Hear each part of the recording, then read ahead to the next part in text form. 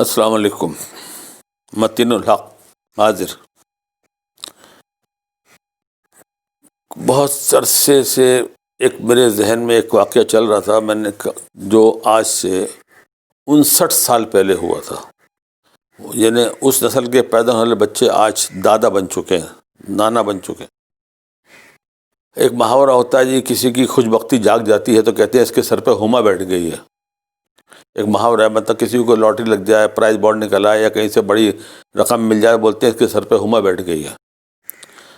اس کے back ground میں آپ کو جو سنانے جا رہا ہوں واقعہ، آج سے 59 ایئر پہلے 1961 میں ایک اونٹ گاڑی والے کی چند منٹوں میں نصیب جاگ گئے تھے.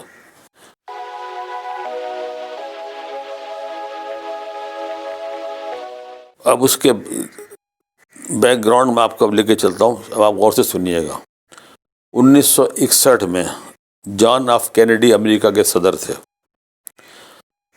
انہوں نے اپنے نائب صدر تھے لنڈن بل جانسن، ان کو بھیجا کہ پاکستان کے عوام جو ہے ذرا امریکہ سے کچھ قریب نہیں ہو رہے، کچھ ایسے حالات آپ جائیں، ملیں، لوگوں سے ملے جلیں، لوگوں کو اچھا رجحان ہو. اس سلسلے میں وہ پاکستان کے دورے پہ آئے.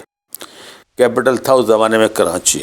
امن و امان کا مسئلہ یہ تھا کہ جتنے بھی سرمایہ مملکت آتے تھے، بدکار ضبط بھی آئی، میں ان کو بھی دیکھا، ان کو بھی دیکھا، شاہ ایران آتے تھے، لوگ بڑے آرام سے سڑک پہ کھڑے رہتے تھے، کوئی سیکورٹی کا مسئلہ نہیں ہوتا تھا. آرام سے لوگ کھڑے ہو کے آنے والے مہمان کو ویلکم کرتے تھے، تالیاں بجاتے تھے، چلے جاتے تھے. جانسن صاحب جو امریکی نائب صدر تھے، جب وہ کراچی پہنچے، ان کا جلوس اپنی ایک عام رفتار سے چل رہا تھا. انہوں نے ایک اونٹ گاڑی میں لکڑیاں بھری ہوئی دیکھی اور اس پہ جو ساربان بیٹھا ہوا تھا، اونٹ بان، وہ اس نے ان کو دیکھ کے خاص طور پہ اس کی اچھی گھنی مونچھیں تھیں اور ہنستا تھا، دانت اس کے بڑے نمایاں ہوتے تھے. بہت زور میں ہاتھ ہلایا تو بشیر صدر صاحب نے گاڑی رکوا دی. سیکورٹی والے بڑے پریشان، ہوا کیا یہ؟ انہوں نے کہا نہیں، وہ اونٹ پیچھے بتایا کہ اونٹ گاڑی والا ہے، اس کو بلاؤ، میں اس سے ملنا چاہتا ہوں.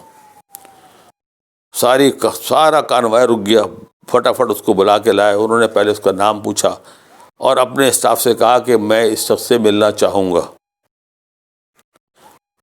ایک اسٹاف کا، پاکستانی اسٹاف کا ایک آدمی رک گیا، اس نے اس کے ساتھ قافلہ روانہ ہو گیا. اس پاکستانی جو اسٹاف تھا میزبانوں کا، اس نے پورے اس کے کوائف لیے، اس کا نام پوچھا، پتہ پوچھا، سب پوچھ کے، اور اس کے بعد وہ اس کے گھر جا کے گھر دیکھا، اور اگلے دن اس کو بہترین شیروانی وغیرہ پہنا کے، خوب مونچھیں بال سب اس کے رنگ کے جوان بنا کے، اور ان کی خدمت میں پیش کیا. اس کا نام تھا بشیر احمد. وہ بڑے اس سے سباق سے ملے، اس کے مترجم سے باتیں پوچھی، وہ بھی باتیں کرتا رہا، اور کافی وہ متاثر ہوئے وہ بھی، اور وہ ان سے ہوا. انہوں نے کہا کہ تم میرے مہمان بننا پسند کرو گے امریکہ میں؟ کون منع کرتا؟ انہوں نے کہا بنوں گا. انہوں نے کہا ٹھیک ہے، میں اب دورے کے بعد آپ میرے مہمان بنیں گے امریکہ. وہ دورہ کر کے چلے گئے.